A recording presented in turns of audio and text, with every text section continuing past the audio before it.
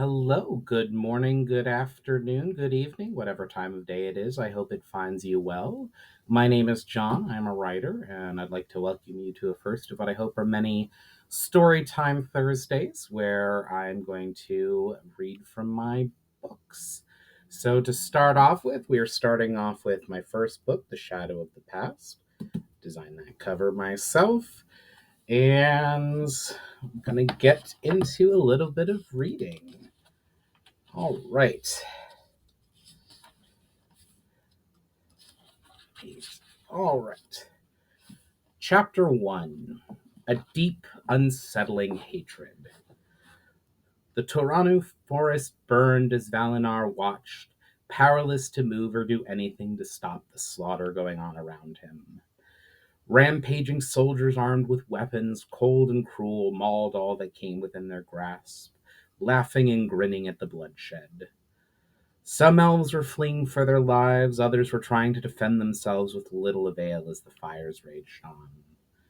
More and more of the strange warriors charged into Garatha from the surrounding forest, bringing destruction with them.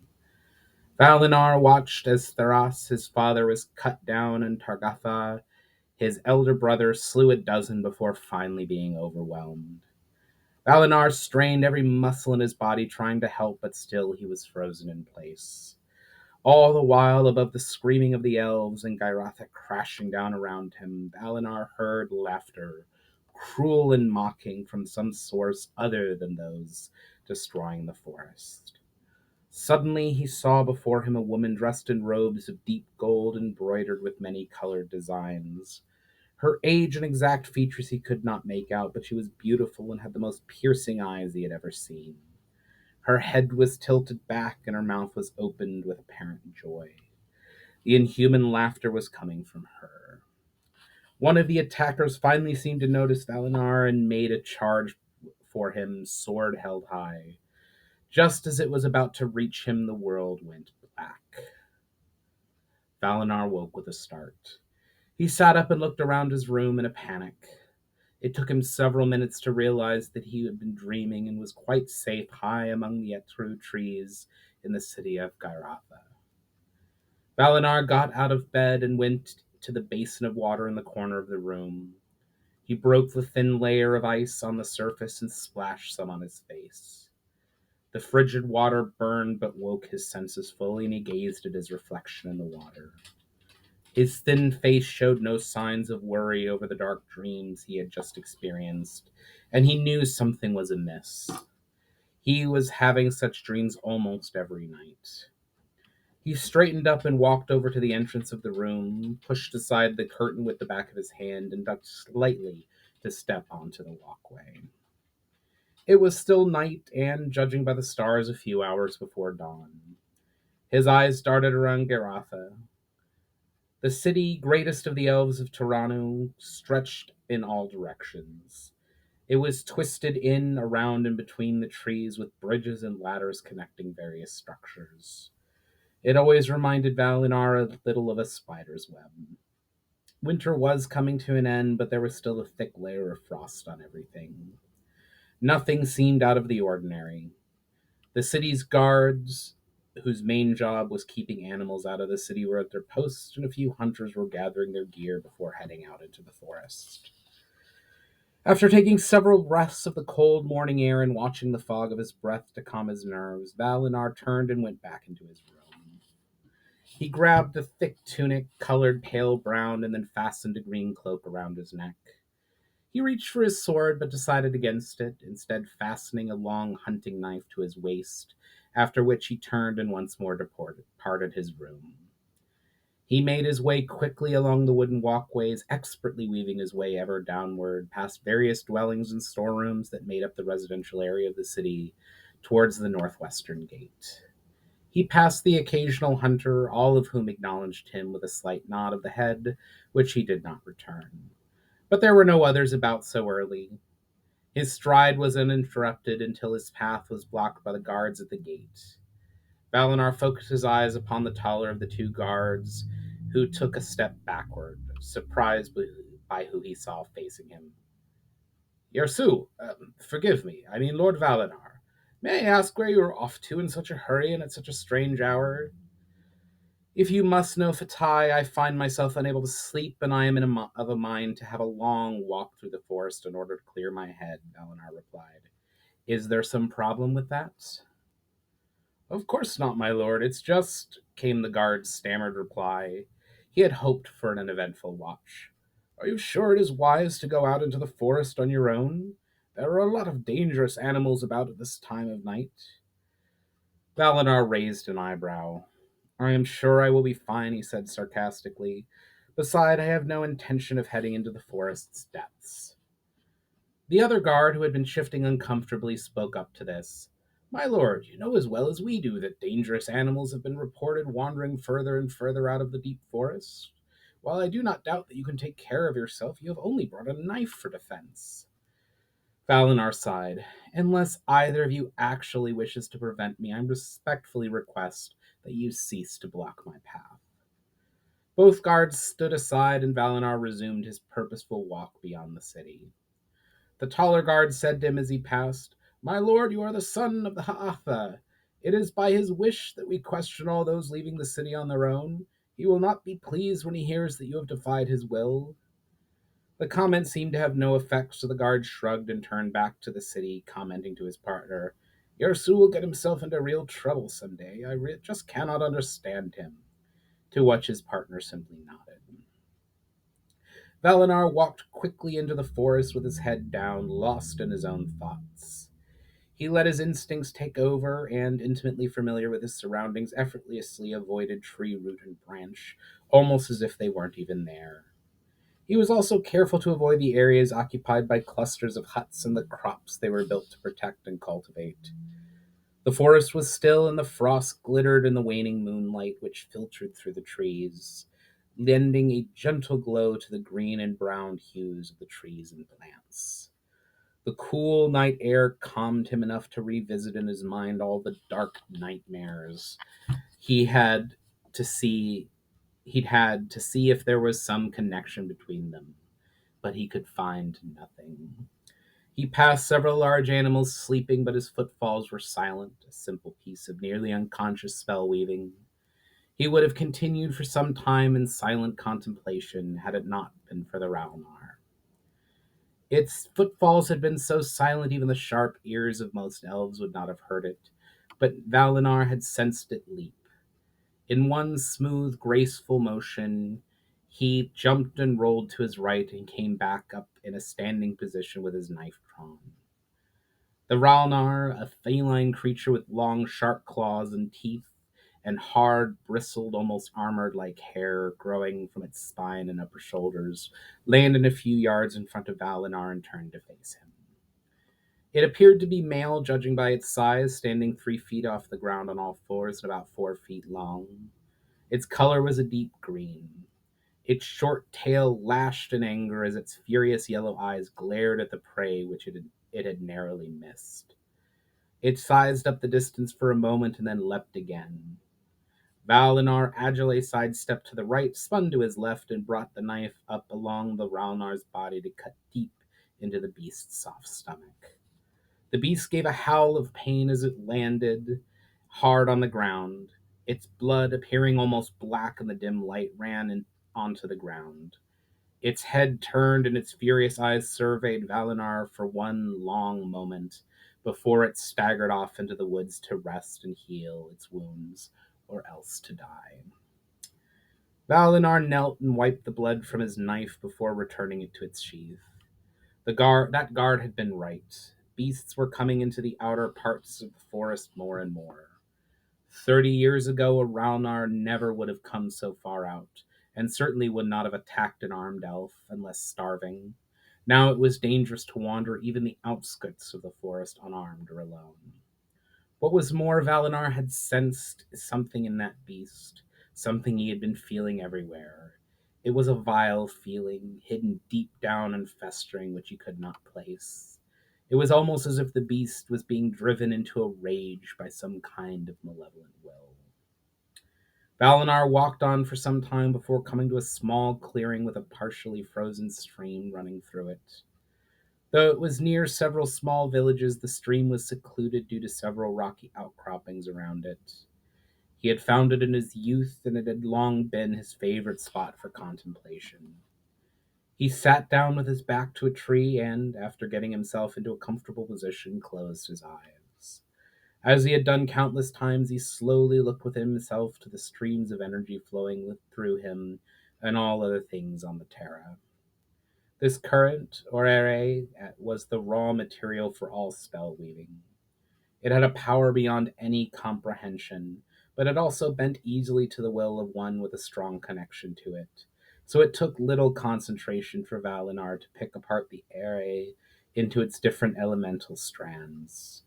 He felt their familiar ebb and flow, which both flitted about like a small bird and moved in the steady pattern of years. He searched it all carefully for the powerful anger he had felt many times before, but could not find it until he decided to look deeper. It lay beneath the ere, beyond where even he was comfortable delving. So deep, in fact, he could not even sense its nature or origins. He could just sense that it was erratic, far different than the gentle pattern woven by the elements, which he guessed meant that this hatred was not natural. While trying to sense the nature of the rage, he got several brief flashes of the nightmares he had been having. Though he was not sure how, Valinar could only suppose it meant that they were connected. He had been getting prescient visions all his life, but he had no control over when he would have a vision or of what it would show. He was about to continue searching when he sensed a stirring within the area of earth and recognized the pattern as that of his elder brother. Valinar opened his eyes, and as his mind returned to himself, he felt the early sun on his face and realized he had been sitting for hours. His brother approached and stood next to him. He said and did nothing but gaze at the sunrise. Valinar stood up slowly and turned to his brother. Valinar was taller than his brother and also heavier. Targatha was very thin and possessed a short torso with long, gangly arms and legs, while Valinar, although thin, was quite muscular for an elf with a longer torso and shorter limbs. Valinar looked for a moment into the rich brown eyes of his elder brother. Father sent you to find me. This was not a question, but a statement of fact. Targatha simply smiled at him, saying, "Reading my mind, brother." "I don't need to read your mind. That is the face you always wear when you have been sent to locate me.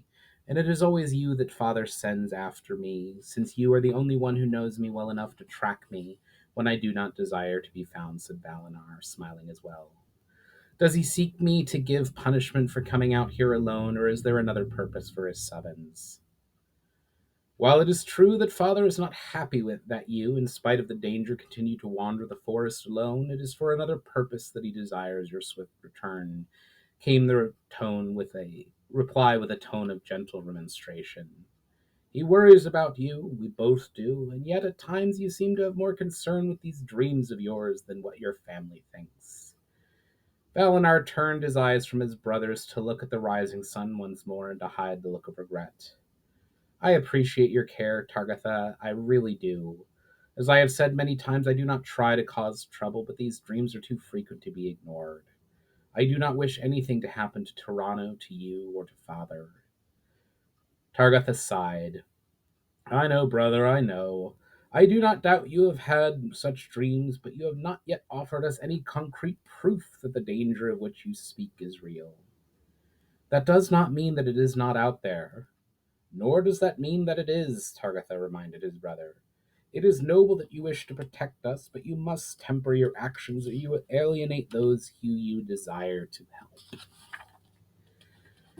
"In truth, I am surprised Father allowed you to come after me on your own," remarked Valinar, pointedly changing the subject. It was Targatha's turn to look somewhat guilty. "It was nearly dawn when I left, and most of the dangerous beasts only hunt at night. But when he commanded that you be found, I told him that I could find you faster on my own and left before he could protest." "Well," said Valinar with a chuckle, "are you going to tell me what this other purpose is, or is it meant to be surprise?" "Father wishes you to be present at the council meeting today as we are welcoming a visitor," replied Targatha as the brothers set off through the forest. A visitor? Inquired Valinar. Do you know who the visitor is? The seasonal traders are not due for many days yet, and I know all of the usual envoys. Valinar mused half to himself as he followed his brother's lead through the forest paths. I was told little before I was sent to find you, said the elder elf. All I know is that she has some relation to that union that we have been hearing about in recent years. I also heard mention that she is considered by many to be a prophetess. After a few moments' silence, he went on. If she really does have the ability to read futures, you should be interested in speaking with her, as she is the first person, besides yourself, in at least a generation said to possess such a gift. Valinar made no response to this, but walked in silence for some time. When they got to the place where the Ralnar attacked him, Targatha asked for the full story of what had happened, most of which he had already guessed, and shook his head sadly as Valinar filled in the details. It was a fine morning, and the forest was shaded from the rising sun, with the occasional golden lancet of sunlight piercing through the gaps in the trees. Various bird songs could be heard, though few birds were seen, and many other animals were about, all of them far more docile than the Ralmar. It was mid-morning by the time the brothers reached the northwest gates of Garatha. Different guards were on duty than the ones Valinar had encountered earlier, and both elves inclined their head as the brothers passed, a gesture that was returned in kind by the elder and with a curt nod by the younger. The wooded city was abustle with all the daily chores of life. The early morning hunters had returned, and the beasts they slew were being skinned near the gate, and the leather artisans were inspecting the hides to see what use could best be made of them. Proceeding up a stair spiraling around an etru, the brothers were passed by a small group of children heading off to lessons. This and many other scenes of life were observed by the brothers as the elves of the city went about their business. As they were crossing a bridge leading to the meeting hall, Valinar happened to glance down at the stable yard and saw a dozen proud-looking sable horses in an excellent bay. Their bridles and saddles were on the ground as they were being attended to by several men. The men were obviously soldiers, judging by the armor they wore and the swords they carried. Each of them bore a tabard of deep purple cloth, at the center of which was a yellow circle with two hands clasped and an eye gazing downward upon the hands within the circle. Valinar paused for a moment to take this in before continuing after his brother, pondering over what that device, that of the Union he presumed, meant and why it troubled him so. At last they came to the council chamber of the city. While most of the buildings of the city had been built in some way in or around the trees, the council chamber was different. A cluster of three mighty etru trees, which had grown unusually close together, had had their tops removed, and the meeting hall was carefully built on top of them. It was large enough to comfortably house more than 100 elves at a time, and was carefully designed and painted to look like the canopy of a single great tree, save for the flags and banners of the various clans that flew from its top. Valinar entered the council chamber and saw that all the clan elders and other important dignitaries were present already, some of them having no doubt traveled for several days to reach Garatha. There were important matters to discuss. Valinar knew that he was only present due to his status as the son of the Ha'atha and because of his study of the lands beyond the forest. It would be hundreds of years before he was counted among the elders of the Taranu elves. Some of the elders were already seated at one of the curved tables which circled the room in three great rings, while others were milling around discussing this and that. Most paid the two new entrants little mind. You should not be so reckless with your lives, my son, said the elf standing at the center of the room. The reason that I wish you not to go beyond the gate on your own is because I care about the safety of both of you.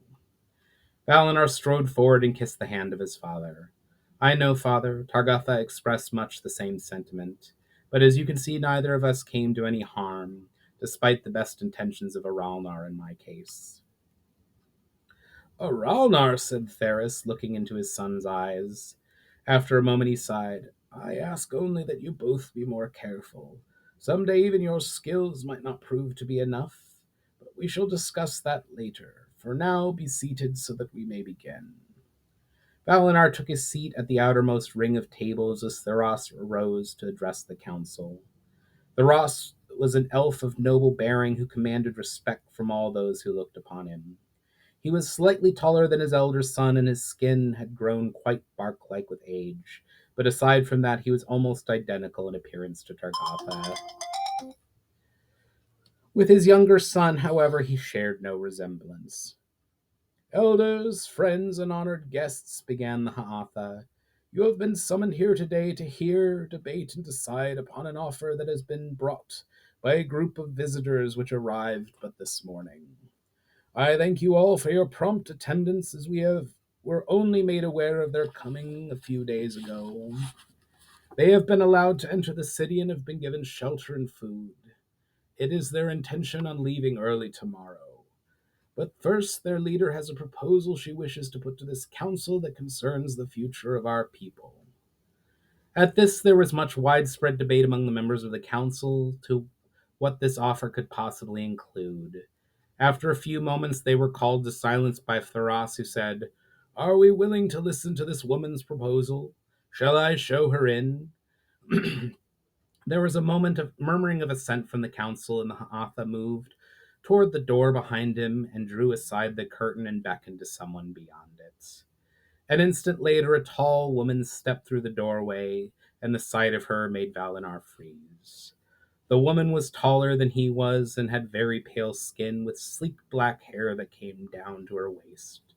She had a well-defined face with a high forehead, strong cheekbones, and thin, pale blue lips. She was not so much beautiful as striking to look upon, especially with the look of superiority she wore upon her face. She wore a floor-length purple robe with blue embroidery that shimmered as she moved, and her hands bore several rings of intricate design. The most shocking thing about her was her eyes, which were a bright and clear yellow and seemed to bore into whatever they were looking at. The woman moved to the center of the room, and not losing the expression of nobility, she bowed as her thin lips curled into a cold smile, revealing pale blue teeth, all of which looked rather sharp to Valinor.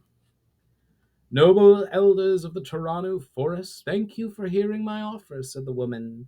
Her voice was rich and deep and lyrical, but at one and the same time seemed high and cold. I am Ushara, and I am the chief advisor to Minister Adran, the leader of the Telmaran Union. We are a coalition of realms that seek to build a better and safer life for all the peoples and kingdoms throughout the whole of Sirana. For too long has this terra been divided, and for too long have the divisions led to wars over petty differences. I have long had dark dreams that a calamity is coming to this terra, one that will wash over all lands and all people with oppression and pain.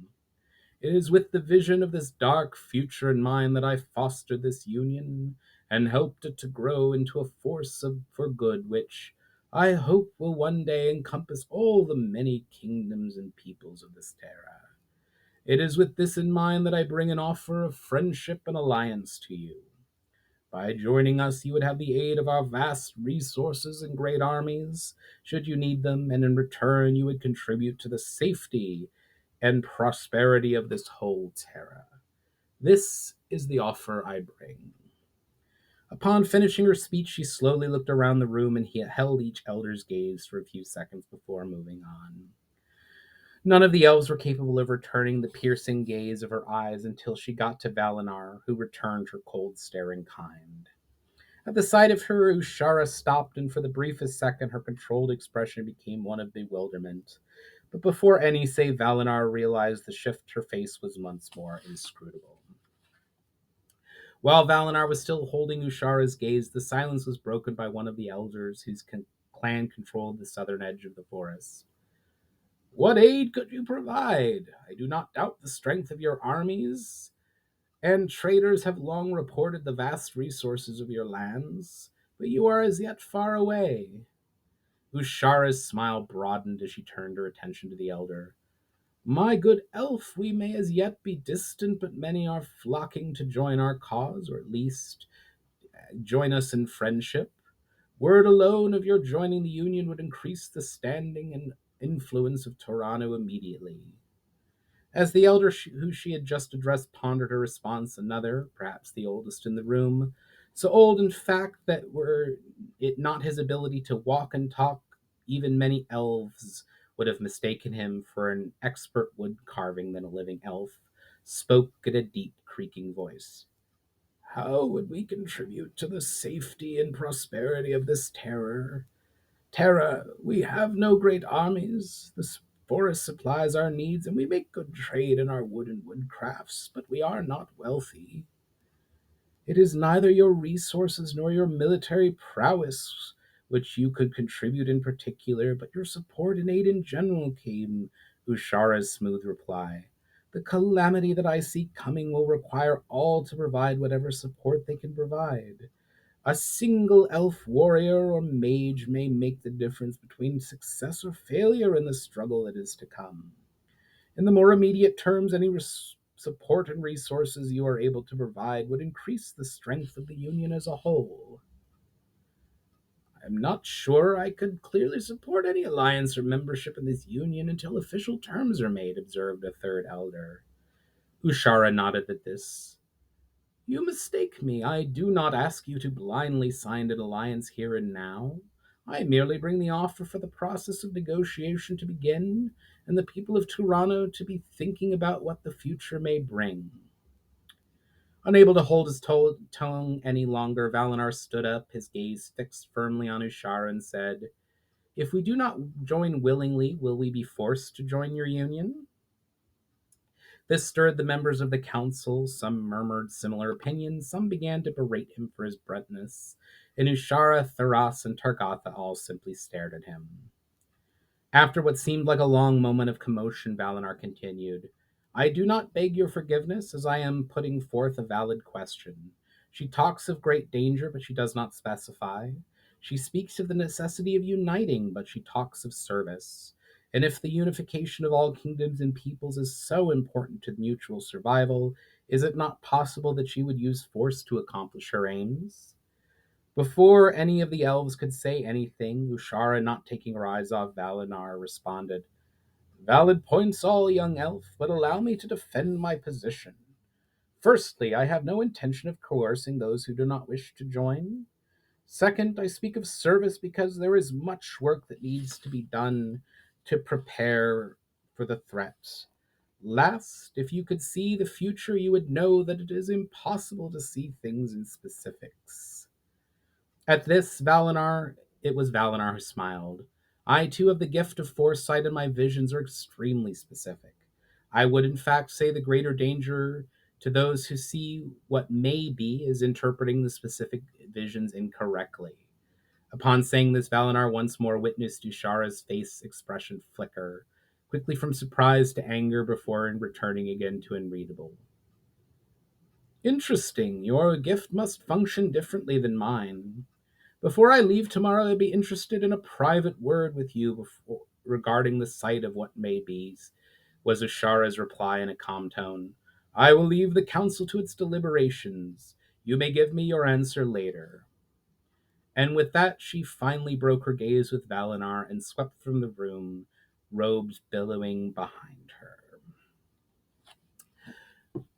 There is more to the chapter, which I intend to continue next Thursday.